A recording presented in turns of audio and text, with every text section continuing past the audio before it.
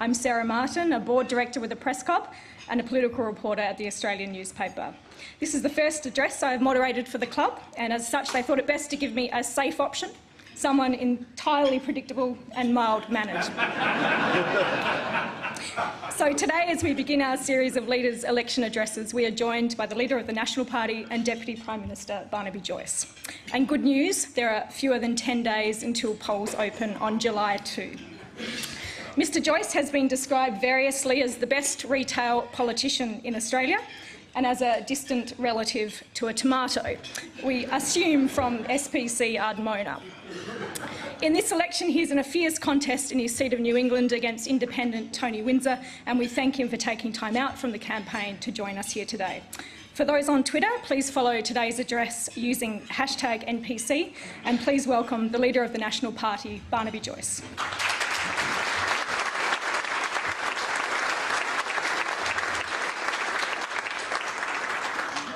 Well, thank you very much for that, Sarah. I'd like to acknowledge my deputy, Fiona Nash, who's here today. I better get the order right. I'd like to acknowledge my wife, who won't be here today if I don't acknowledge her. To the Secretary of my department, Daryl Quinlivan, to so many of my friends and colleagues around the room, and also to Simon Southwell, because he's just there. Ladies and gentlemen, the purpose of the Nationals is by its very nature created by the places we live in. It is away from the massive investments that have happened in certain distinct geographic areas over hundreds of years. We do not begrudge the massive public largesse that resides in Sydney or Melbourne or Brisbane or Canberra, but our whole political purpose is to stand up for those who live elsewhere. Because they live elsewhere, they start with less. They don't live near the multiple hospitals, the multiple highways, the multiple sporting venues, the multiple recreational venues. But from the roofs of the houses of these cities, you could possibly see many of these. Because they start without the magnitude of the benefaction that you see in the centre of the city, we are there to fight for the purpose of making sure that they at least get comparable services. Over the last 3 years, our strong Nationals team has been proud to stand up for regional Australia. From Michelle Landry in Capricornia to Kenny O'Dowd and Flynn to Kevin Hogan in the seat of Page.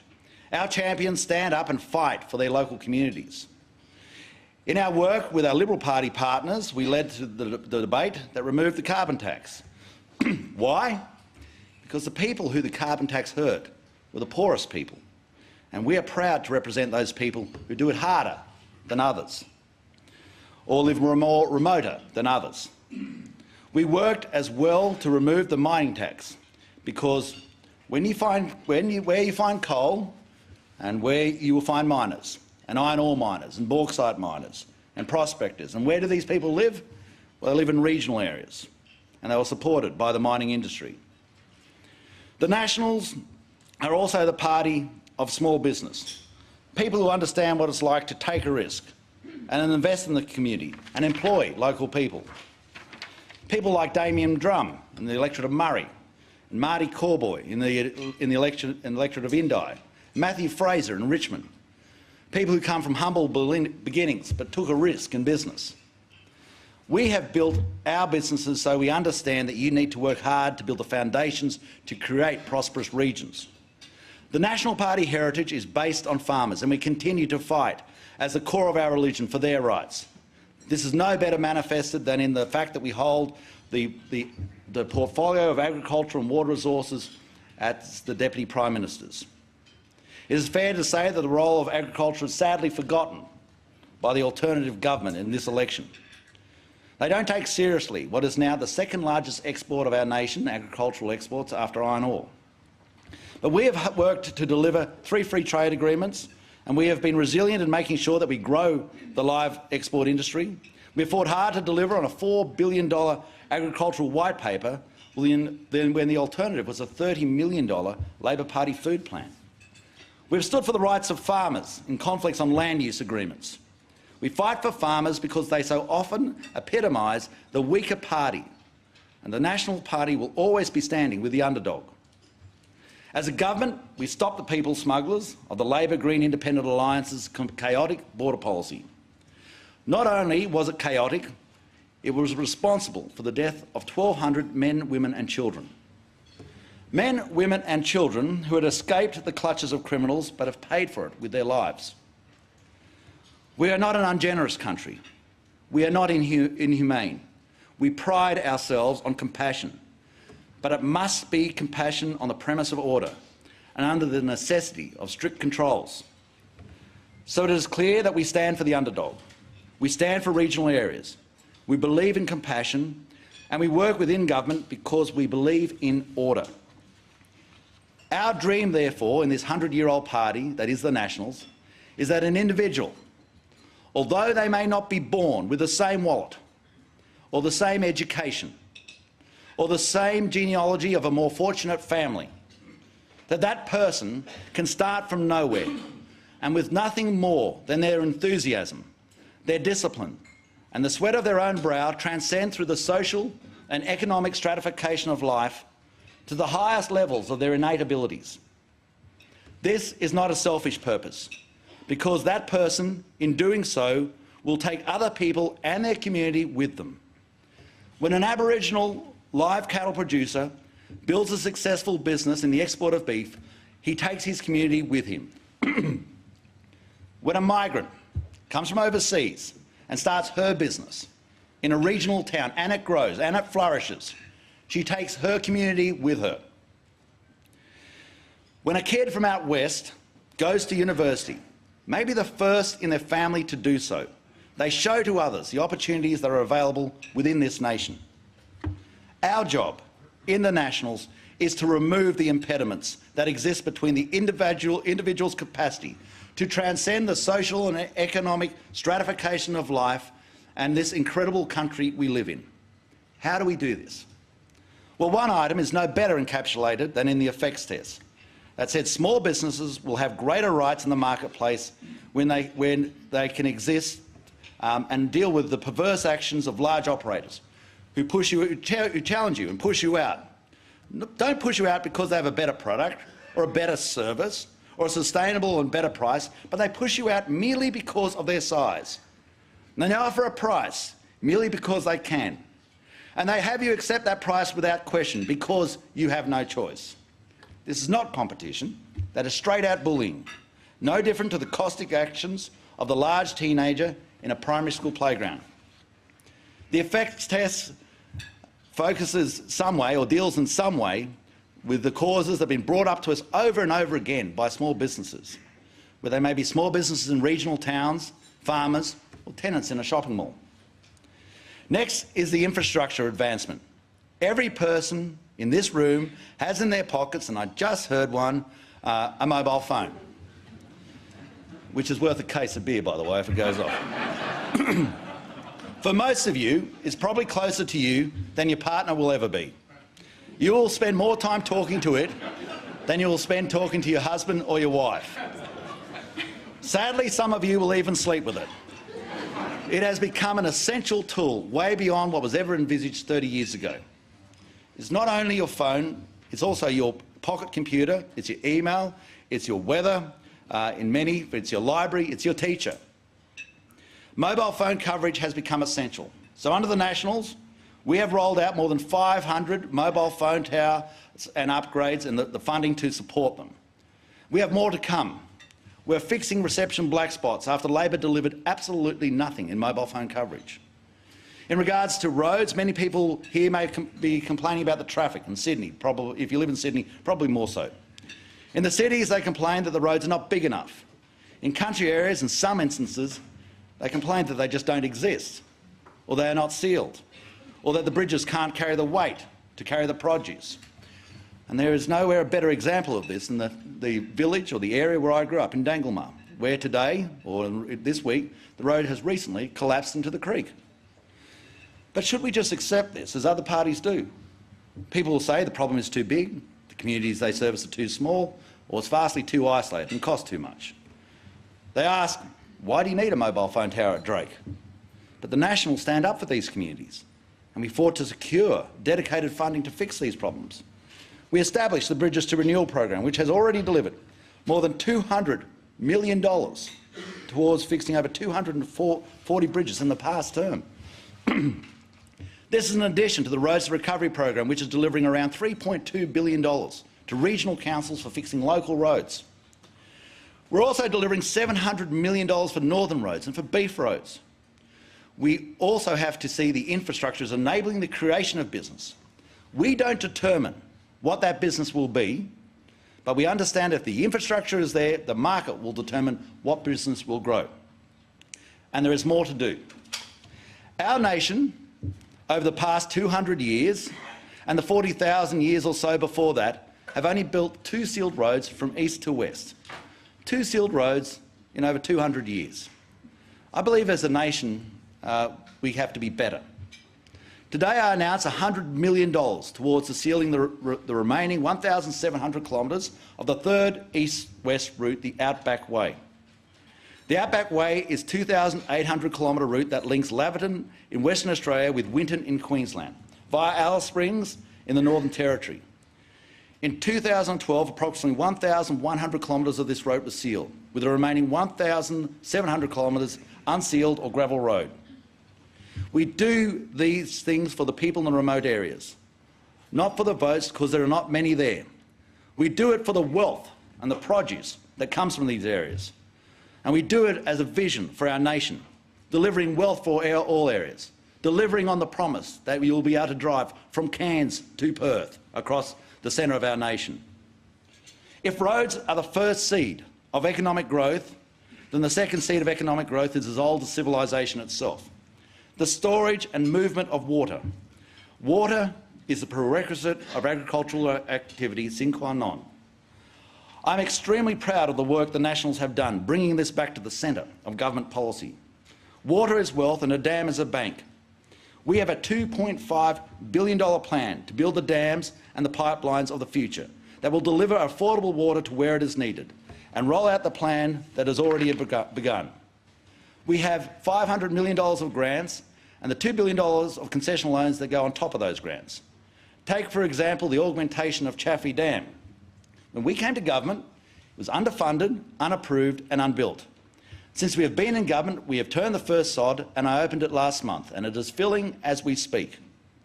There are water infrastructure projects all around the country that have been thought about, spoken about, studied to various degrees, but we are not the party of philosophers, we are the party of builders.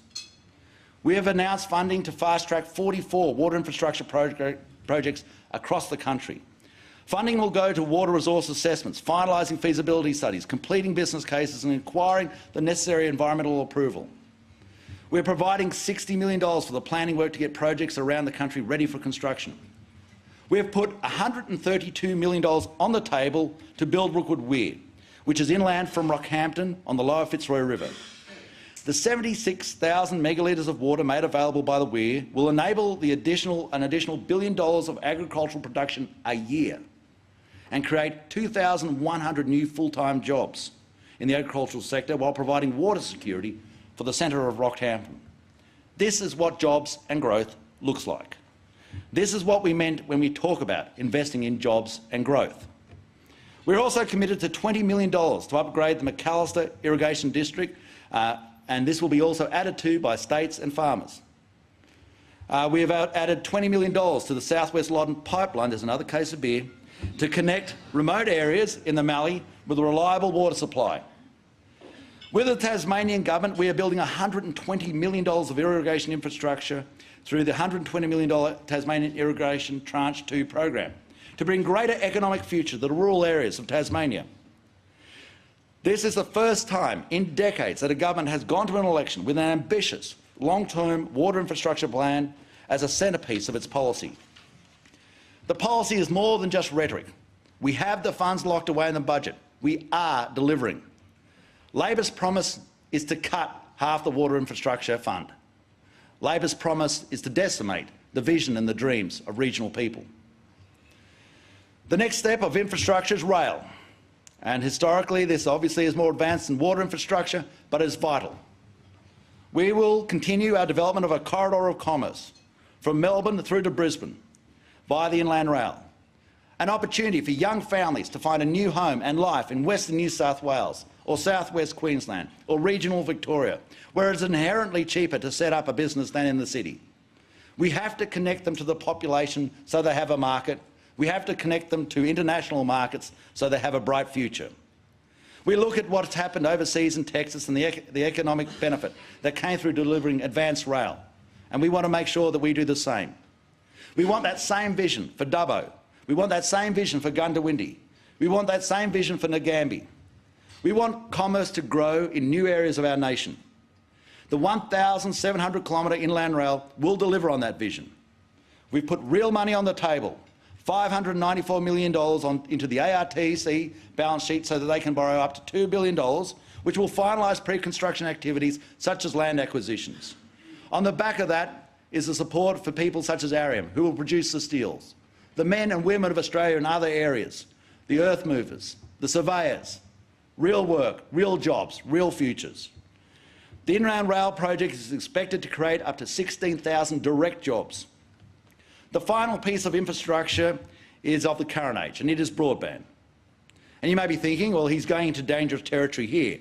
Isn't that something that the Green Labor Party Independent Alliance dreamt up? Well, they may have dreamt it, but they didn't come close to delivering it.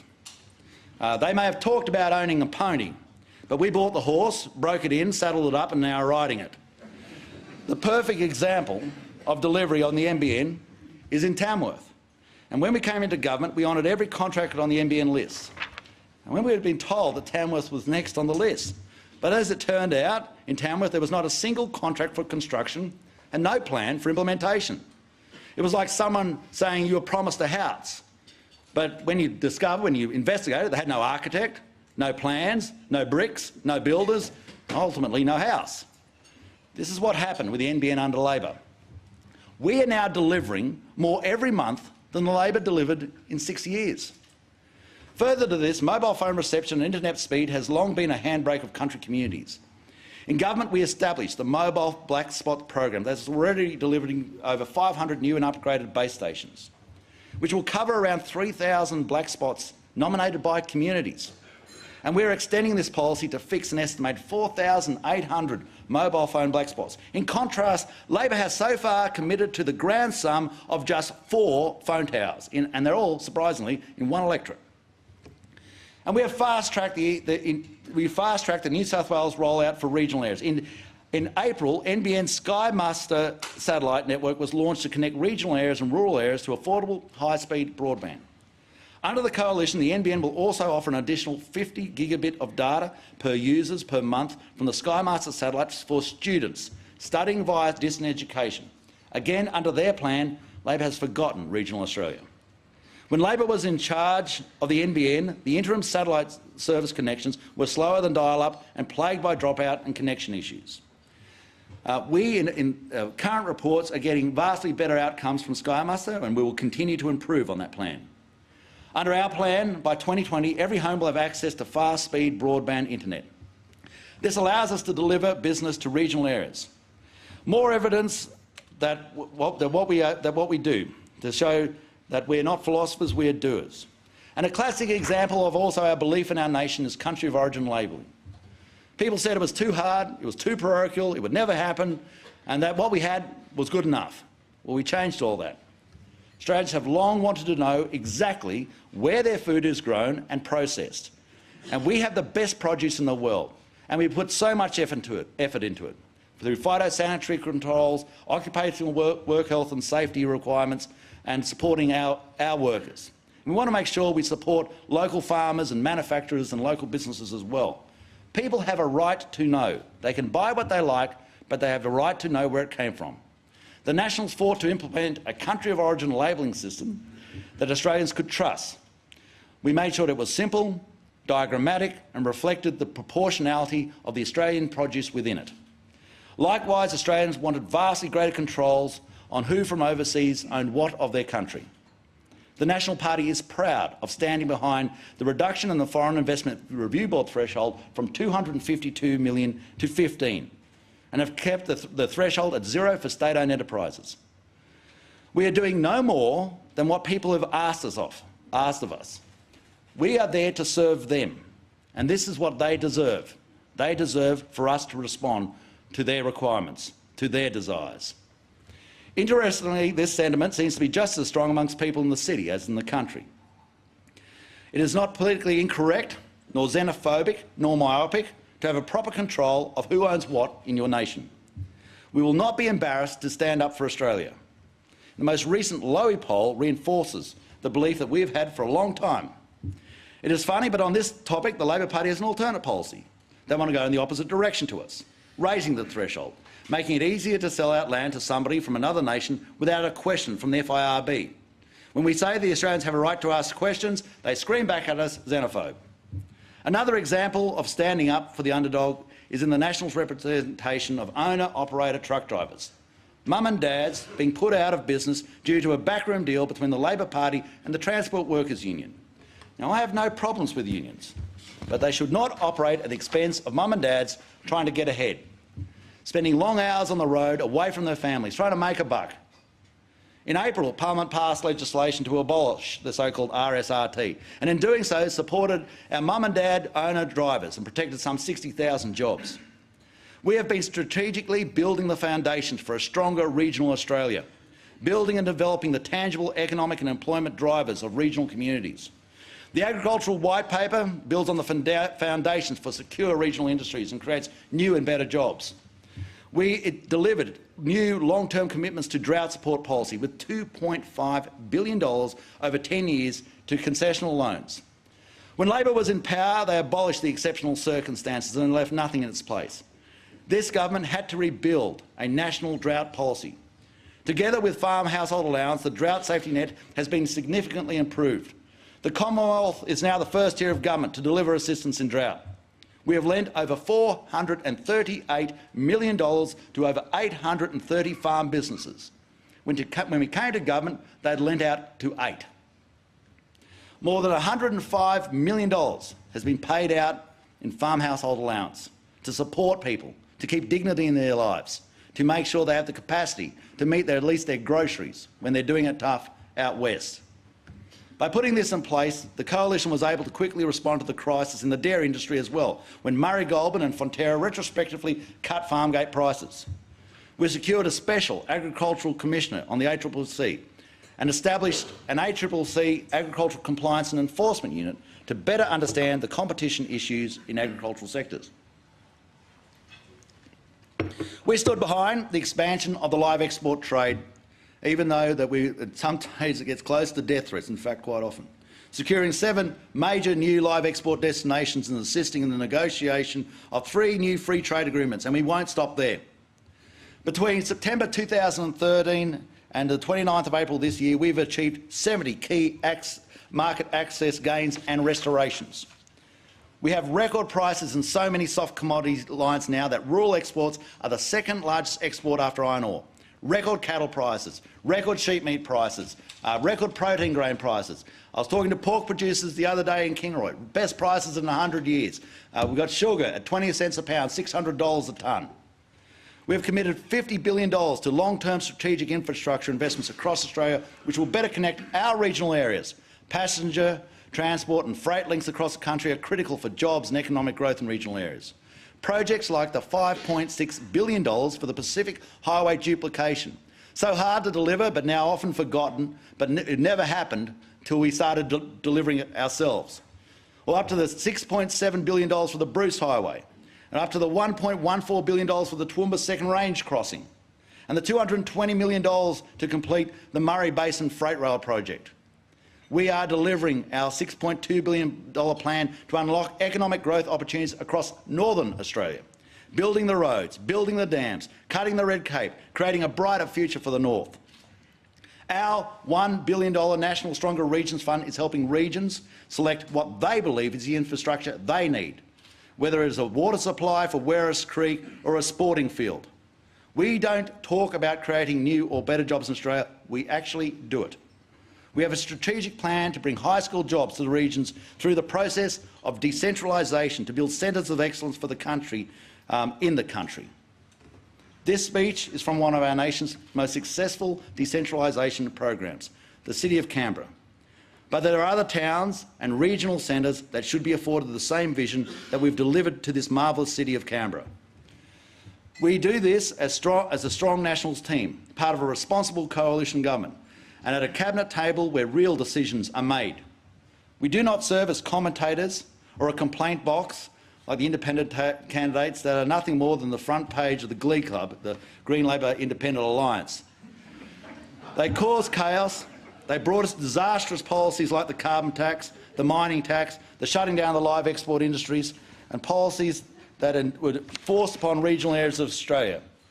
Unfortunately, many of these independents and Greens are all running again. The band is back together, offering us the same chaos that was brought to us at the last concert. Julia Gillard, Bob Brown, the memories are still recent. And of course, people understand I'm fighting this in New England. My good colleague Luke Hartsecker is also now challenged in Cowper. But we will deal with this battle, and we will play by the rules, and we will show to people where the best future, not only for their electorate, but for their nation lies. A similar battle is being waged in the Senate against chaotic independents and micro-parties that feed off the celebrity of an election campaign, but once elected are unaccountable, obstructionists, and do nothing for their communities. We need people like Barry O'Sullivan, Wacker Williams and Bridget McKenzie in the Senate, who have a track record of standing up for regional Australia and getting real results for the little person on the issues that others ignore. So today I think we need to go back to the heart of our values. Who is that person that misses out of core opportunities because they live in regional Australia? Who is it in the family that does not have the opportunities to transcend that social and economic stratification of life as the same family member who grew up in a suburb in Sydney or Melbourne or Brisbane? Well, it is the student in quest of a tertiary education. We have created a society in which so much requires a tertiary degree. Whether that is right or wrong is another issue. It's the fact. When my father went to Sydney University, only about 6% of people went to university. Nowadays, around 40% of people are going to universities. Therefore, we need to be 7 times more diligent than we had been in the late 1940s. And if that is the main path for progression, then people have to access it. We cannot put a university in every regional town. We cannot put a high school in every corner of our nation. Therefore, we must have the policy settings right so that people get greater access to that ticket to their own future.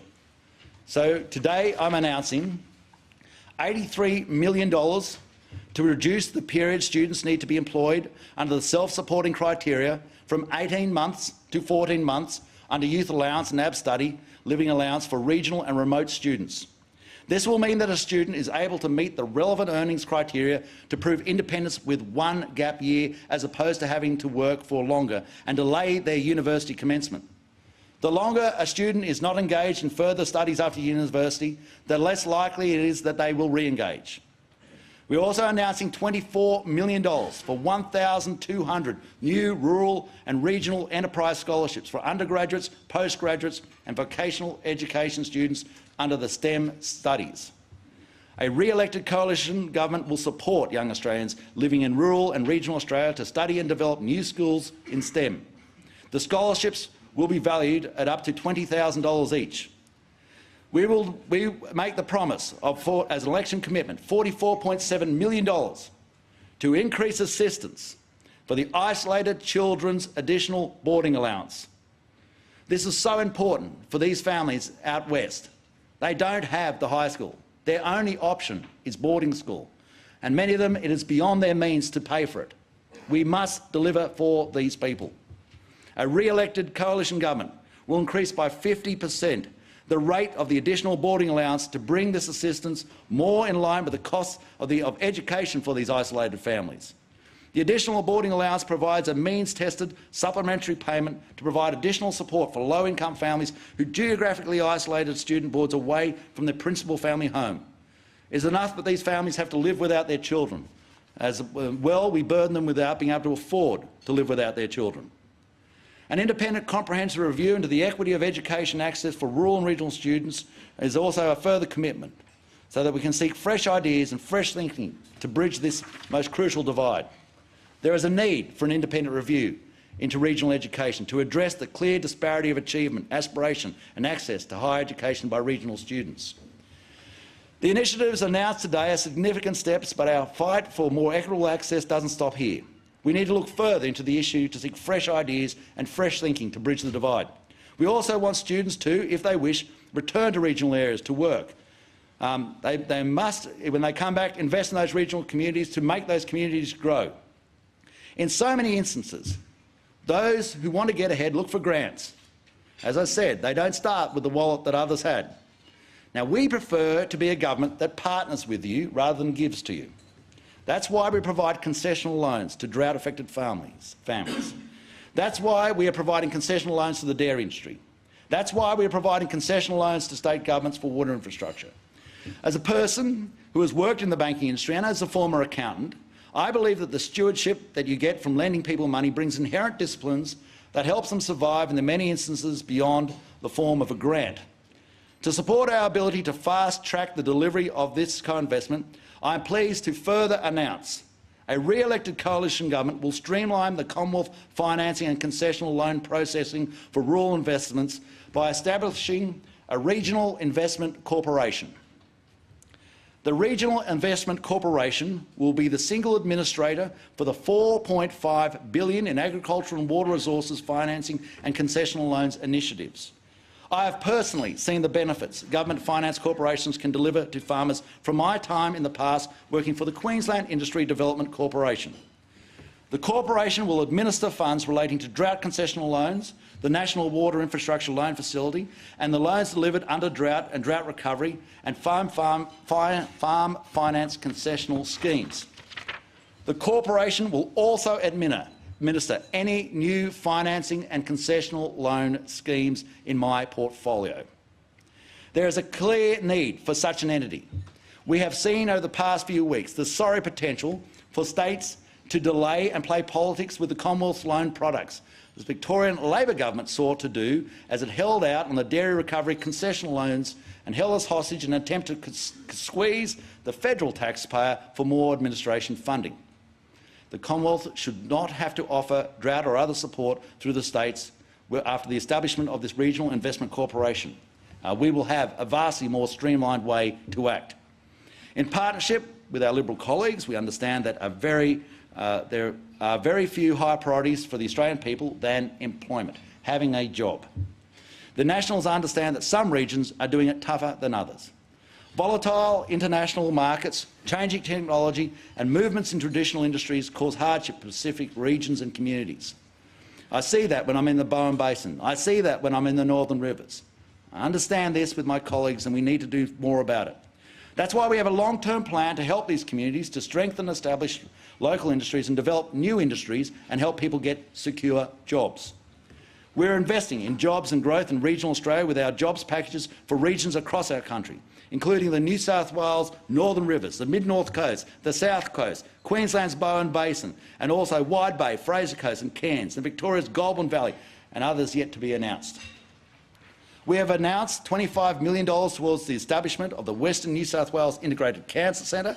The Cancer Centre will improve access to cancer treatment for more than 270,000 people who live in Western New South Wales and who will benefit from access to treatments enjoyed by others in the state, whether they're from Newcastle, Sydney or Wollongong. This election gives people in regional areas who by their very nature are so very loyal to their nation a reason to see what we continue to go into bat for. They know what drives our ethos. They know what motivates us to stand. They can see what we are fighting for day in, day out whilst we are here in Canberra. It is the total purpose of the Nationals, undivided and undistracted by other purposes. We fight for this within the coalition. In the alternative to the Labor-Green Independent Alliance, the independents will speak the platitudes without having the discipline. The Labor Party, to be frank, just ignores regional Australia, and the Greens, most distinctly, on the majority, work against it. The National Party must have the discipline to work within the government to do their homework so that we have the capacity to realistically fund our core priorities and have the courage to stand up against the sneers and ridicule of many who judge from places generally endowed with so much more of the nation's largesse, or laud their position as parasites in the political discipline required for a secure nation. The whole point of the National Party is to look after regional people. We don't represent the big capital cities. We look after regional seats. We believe that regional people absolutely want the very best outcome for themselves, but they also, and most genuinely, want a strong nation. We would be proud to continue to serve you, to fight for a fair share for regional Australia. We will continue to fight for the right of Australians to transcend through that social and economic stratification, regardless of where they live. Thank you very much.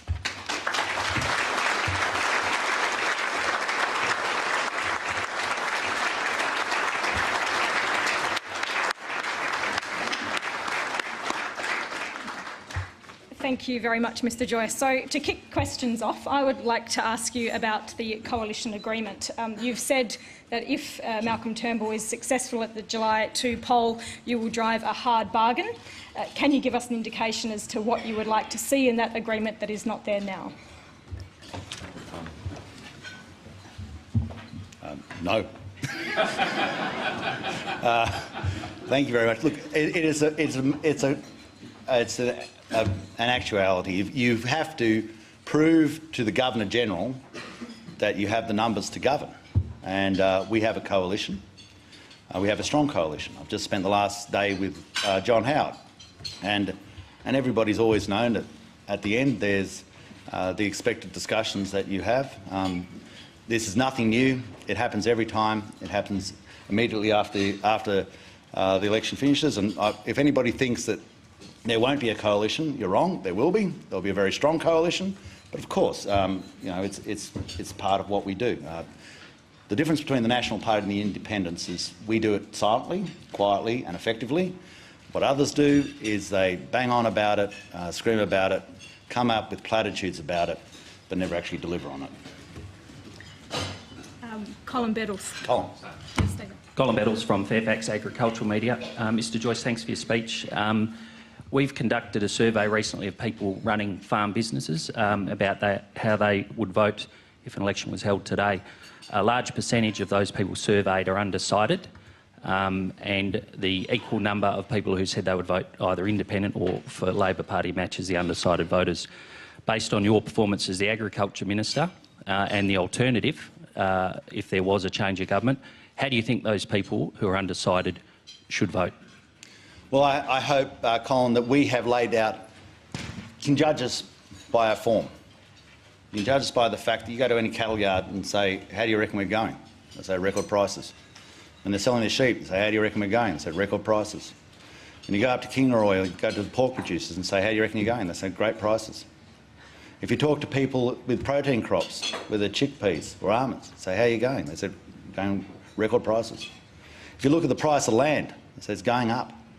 If you look at the infrastructure we're delivering, they said they're building it. It's actually happening. If you talk to them, you'll probably be able to call them on a mobile phone from either our first delivery, our first tranche, or later tranches. What I can say to them is let's think of this logically. If a person who's not aligned with anybody is the right answer for your electorate, then surely they must be the right answer for every electorate. So now let's envisage a world with 150 independents. What we have then, ladies and gentlemen, is total and utter chaos. That's the end of Australia. The Commonwealth will collapse. The way it works, unfortunately, is people understand that if they cheat, if they break the rules, they say, oh, we're so strong that we stand outside the political system. No, they're so weak that they stand outside the order of the nation. And they play from the edges. And because they play from the edges, they claim credit for virtually everything but not responsible for anything. It is not courageous to scream from the coffee shop. It's courageous to get to as close to the centre of the table as possible. And in the heat and fury of the discussions that go on within any political party, to negotiate your way for what is better for your people, knowing full well that the outcome of your discussions is delivery. I don't think there's anything courageous about being the biggest hit in Aussies. It's better to be the biggest hit in Cabinet.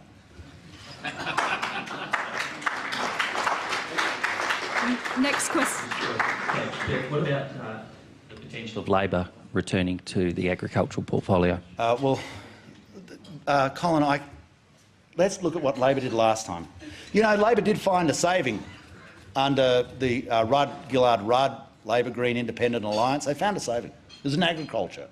When we got the department back, it lost more than half its funding. Biosecurity was at critical level. The funding for biosecurity was lost. It's so important for our nation, biosecurity. It's like an insurance policy. If you don't have it, watch out. They'd cut it to the bone.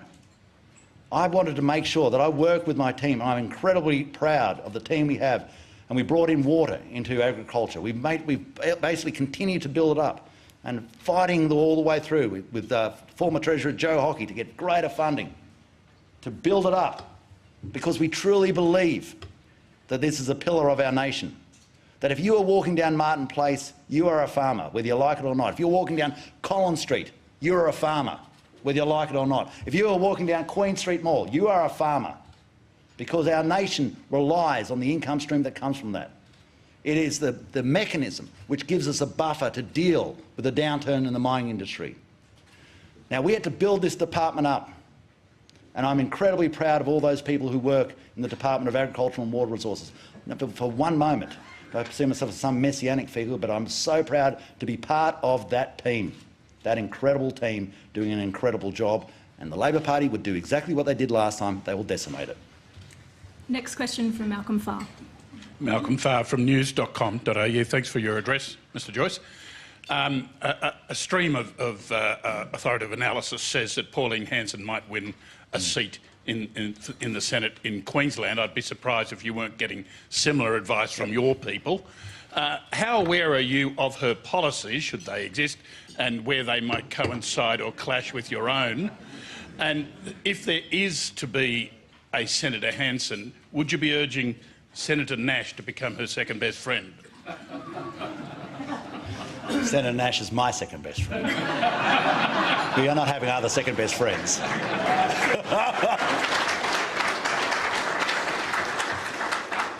Look, the people of Queensland, I had the great honour of representing Queensland for 8 years, 7 months and 1 day.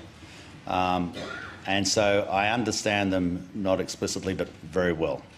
And the one thing Queenslanders will not take is us lecturing to them. Therefore, what I say to them is just clear analysis. Give me a Barry O'Sullivan any day. Give me a Wacker Williams any day. Give me the brains of Matt Canavan any day. These are the people who have the cut through. These are the people who actually get you what you want. You know, goodness helps anybody who wants to go into a debate against Matthew Canavan. He will tear you to pieces. He has a brain the size of a planet. If you go against the enthusiasm and passion of a person such as Barry O'Sullivan, and to think of who we might lose, Joe Lundgren, a very well-respected Indigenous lady who's done so much to make us all so proud, that her seat will be on the line. I will be doing everything to make sure that Joe Lundgren is re-elected.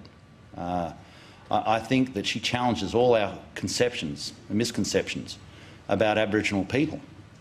A conservative Aboriginal advocate that is held in the highest regard, has never put a foot wrong.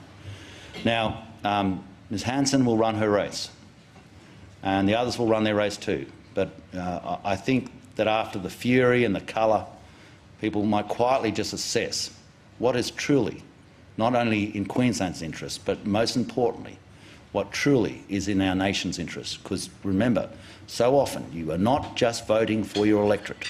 You are not just voting for your senator. You are voting for the nation of Australia. You have a responsibility to the nation of Australia, just like all those men and women who have served our nation. Why do they do it? Because they believe in this nation. They believe in this nation. So vote for your senator, vote for your electorate, but first and foremost, vote for your nation. Next question from Michelle Grattan. Michelle Grattan, The Conversation. Mr Joyce, can I ask you about the ministry if the coalition is re-elected? Will you definitely stay in your present portfolio? And also, you've spoken a lot about trade. Why have you given up, or why have the Nationals given up on trying to get the trade portfolio, which used to be a jewel in their crown? Sure. Look, we asked Malcolm for every cabinet position, but he wasn't really keen on the idea. Michelle, I'll be quite frank. A lot of the times with trade, you spend outside the country. The Trade Minister is a rarely seen thing. It's incredibly important, and as the leader of the party, I have a lot of work to do within the nation. It was really, in discussions with Fiona and others, it was a practical decision. We have an agenda, and our agenda is for the tactile delivery and for the real turnaround in prices. The tactile delivery of real infrastructure and the real delivery of better commodity prices, and we are doing that. In any other deliberations in regards to future reshuffles, that's called getting way ahead of yourself. Because the first thing you've got to do before that happens is only a minor issue. It's called winning an election. Otherwise, you'll be organising who are the shadow ministers, and that's a very dour conversation. Paul Osborne. Paul Osborne from AAP. Thank you very much for your speech. What's your message to coalition voters who fear that the small government focus of the coalition, particularly of the Abbott government, has now been abandoned? I'm talking about things like reducing the size of the bureaucracy, outsourcing things to the private sector that they can do better and cheaper, and real tax reform. And just on a second issue, do you think the Regional Investment Corporation would be really well based in Tamworth? I could try. No, let's get the thing bedded down in Canberra. The issue is this, that we are in a process of decentralisation. We've done it with Riddick to Wagga, with GRDC up to Toowoomba, with fisheries across to Adelaide. We've done it in the past with the Antarctic Division down to Hobart, and APVMA, of course, we've announced that going to Armidale. The whole purpose is to, if we spread the largesse more evenly around the nation, then there's a greater benefit from it. This city here is a wonderful city. But just to give you an example, there's more money going to be spent in the upgrade of Parliament House than there would be in moving one of those departments, the APVMA. So the money, the support of this city is incredible, and so it should be, and so it will continue. But we've got to have that in other parts of the nation as well. In regards to business, we're always working at how, and we continue on with our red tape reduction program. We're always looking at ways that we can further reduce, and we're doing it within our own Department of Agriculture. We can further reduce overheads. And when you talk about big government, I'll give you a classic example of where we push back. If you vote for the Green Labor Party Independent Alliance, whatever form it takes, wherever it suits you, one of the things they're promising is a federal tree clearing police. This is the ultimate sort of Kafkaesque stand of a further bureaucrat literally on your private property to determine what trees you can touch and what trees you can't, to determine it on a private asset that you are paying the bank back for, that you're paying the rates for, that you're paying the public liability insurance for. We stand against that. We say it's your private asset. The government, as much as possible, should stay away from private assets. And we don't want them in our living rooms, we don't want them in our bathrooms, and we don't want them on our property.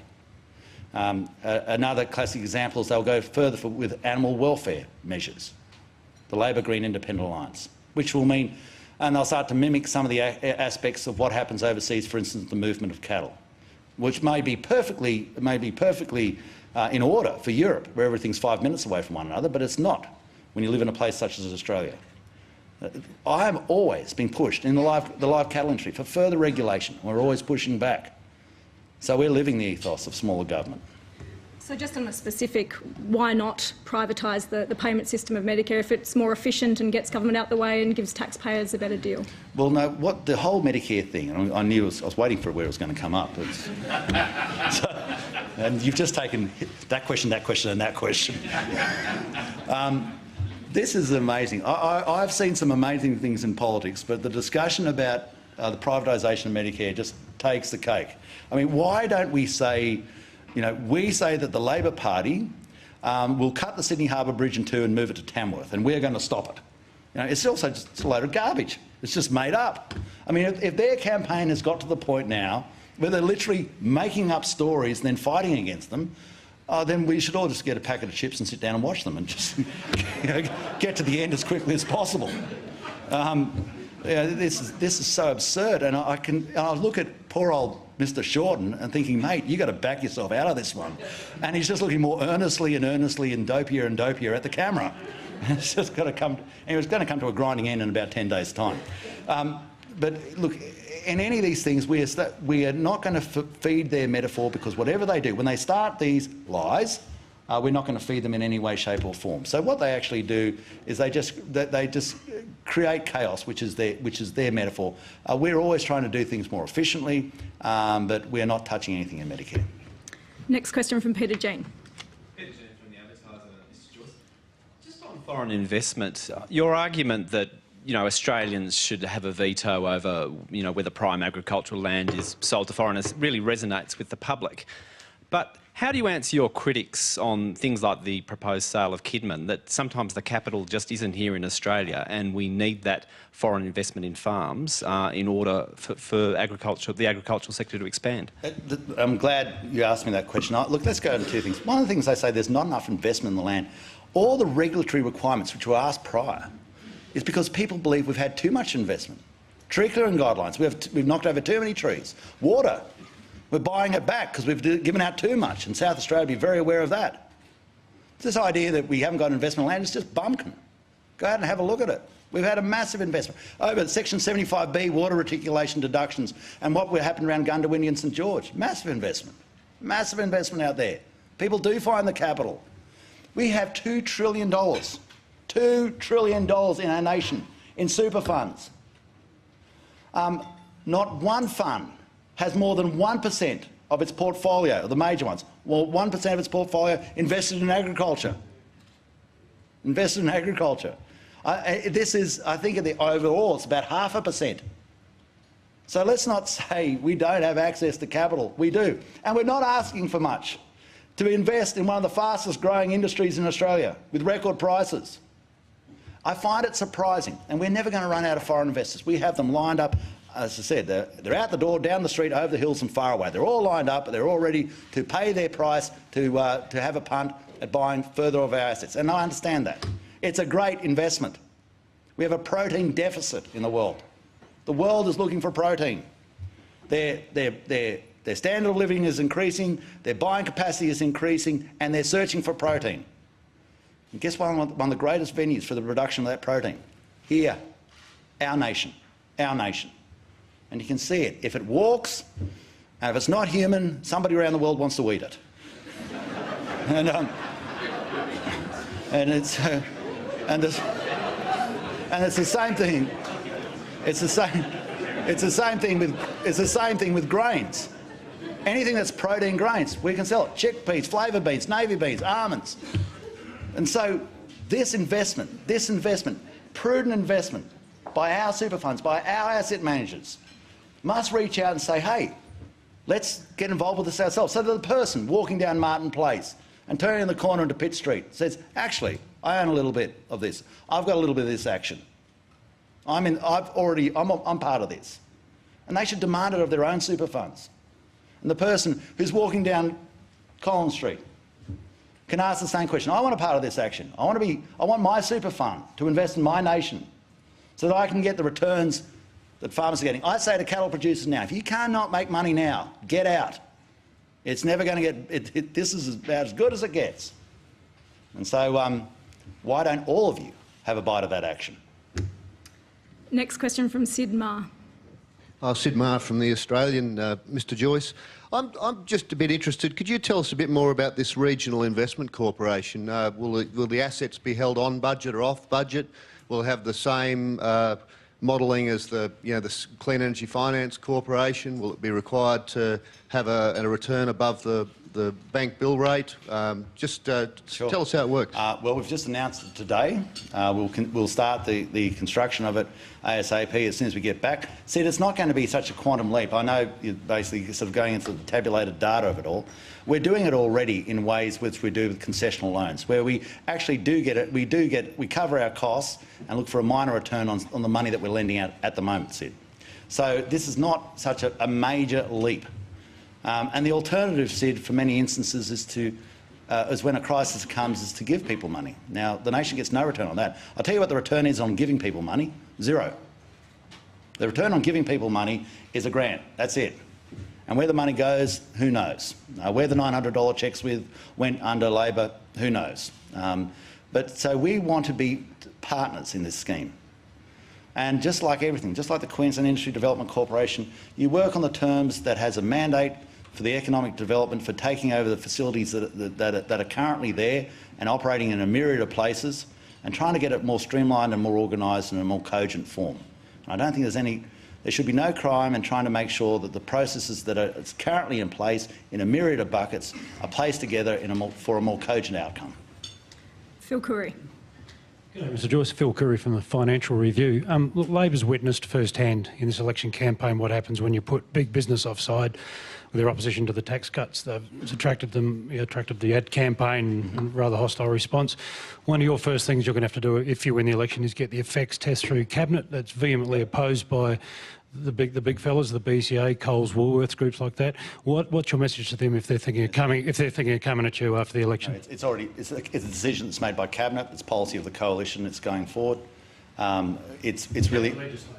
Yeah, well, the legislation is really a question for others, because you're not going to have any problems within the National Party and the Liberal Party. I mean, if others, the Labor Party, decide that they're going to stand against the effects test, well, I look forward to having that battle with them on for all the chamber. That will be a remarkable turnaround. Are you worried the Senate could be worse? Look, I've had enough trouble predicting the weather. I'm not going to start with the Senate, but you know, but let's hope that we get. Let's hope the Australian people give us a Senate that we can work with. David Shiraz.